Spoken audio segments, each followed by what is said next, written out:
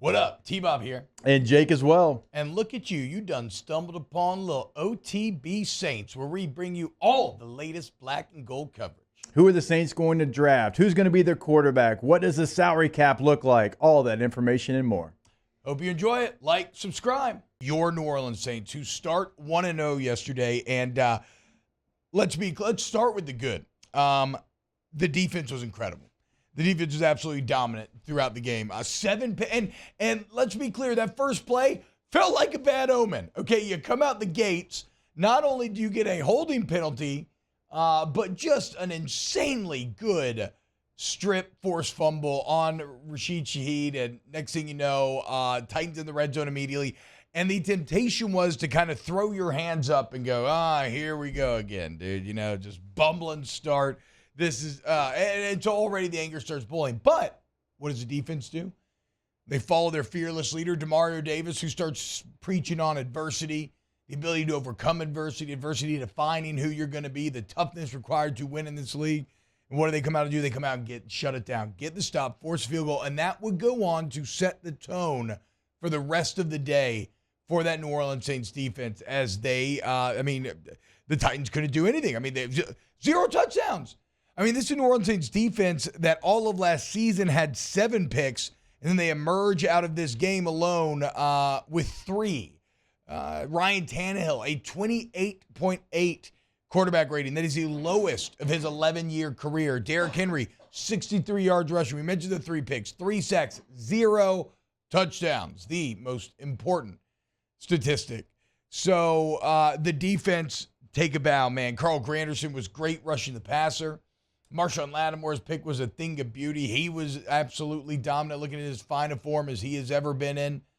And some of that new interior defensive line, Kalen Saunders, Nathan Shepard, like Dennis Allen did quite the job putting this group together, and they passed test week 1. And if you're Derek Carr, how good it must feel to be playing with this defense. Remember, one of the main talking points we got into this offseason was that if you look at his career with the Raiders, he's always had a horrible defense. I think like twice in his career, he had a defense that was ranked 20th in the league. And both years he did was when he won a lot of football games and went to the playoffs. Well, screw 20. You now have a top 10, maybe top 5 defense in the entire league. And so, yes, Derek Carr already just in one Sunday has experienced what that feels like. He doesn't have to be Superman. It's not all on him because they did not. Again, so I mentioned defense played well throughout. The offense obviously did not. The offense struggled for much of the game, but when it mattered most, they made the plays. That's what I need to see out of Derek Carr. I mean, look, let's be clear. Red zone was a bit of a disaster. Trevor Penning really struggled in that first half, proving that you had to give him some help off the edge.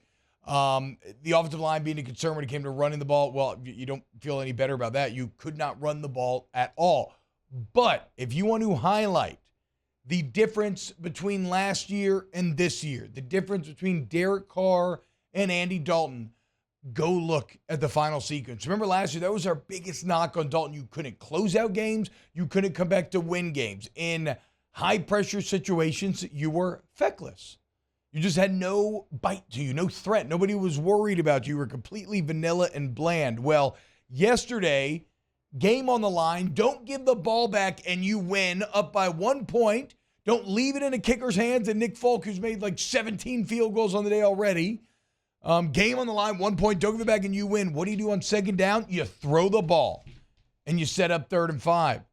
What do you then do on 3rd down? You throw a 40-yard deep ball, which credit to Mike Triplett. He has a great write-up on New Orleans football where he gets into the story of how this all came about. And apparently, on the sideline before this drive, Derek Carr's talking to Pete Carmichael, and they go over that play, and he's like, look, I really like this play. Derek Carr said that to Carmichael. And then so Carmichael comes back, and when it matters most, game the line, 3rd and 5, what's he do? He calls the play that Carr told him he liked. And Carr talked about after the game how that kind of, that meant a lot, right? That already this could be their first time in actual battle together, and already they have a trust level because of Carr's expertise and his time on task in this league that Carmichael was willing to trust his quarterback. And that trust was immediately rewarded as on 3rd and 5, Carr launches it 40 yards to Rashid Shaheed. First down, Titans out of timeout, but you still need one more first down to end this game. And that's where you got to credit this offensive line. An offensive line that struggled for pretty much the entire day. Come up with a couple of hard runs, set up 3rd and 4. And on a day in which I think they averaged, I mean, if you take out this last play, they probably averaged sub 2 yards a carry. They needed 4. They get 11. Okay, so that is winning football in the NFL. Certainly in the NFL, you have to be good on a play-to-play basis. No doubt about that, right? But what ultimately decides who makes the playoffs, who goes on to win Super Bowls, how do you do in situational football? And that is perfect offensive situational football right there from the New Orleans Saints. So, again, offense has a ton to work on, but I'm glad that we're not talking about having them work on making the big plays, closing out games, because they passed that with flying marks. And then the defense just gets A+ all the way around, forcing turnovers, consistently pressuring, stopping the run. Really fantastic. And then when you look at special teams, the fumble hurts, but take about Blake Grupe. This is a move that I was very concerned over, that I didn't know that I agreed with. And it looks pretty damn justified after game 1 as Blake Grupe perfect on the day. And I don't know if you missed it or not, but Will Lutz with Sean Payton and the Denver Broncos end up losing 17-16 to the Las Vegas Raiders. And, then you look and you figure out that Will Lutz missed his first extra point in a Broncos uniform, right? So, look, I like Lutz. This is not to, bash on him, but it is to say that is one of the moves that was going to be put under a microscope, and we were going to examine and use the objective results to kind of score, okay, who won this decision? And the front office and Dennis Allen wins very clearly in game number 1. So nails by Grupe, and Lutz ends up being the difference in that game. I want to get to your comments, your biggest takeaways from yesterday's Saints game as well. Some other stuff just off the top here. The wide receiver group at the end of the day, again, while this wasn't the best offensive performance, you got to feel good about Carr and these weapons. All of a sudden you look at the box score, you got Shaheed, 5 catches, 89 yards, and a touchdown. A beautiful touchdown, too. The double move, the pump fake from Carr, just the touch to put it right over the top of the defender. You have Chris Olave in with 8 catches for 112. Mike Thomas, 5 catches for 61. This is without Alvin Kamara, guys. What happens when you get Alvin Kamara back, right? What happens if this offensive line can become a bit more consistent, run block a bit better? And credit to the Titans, right? It's not just about the Saints.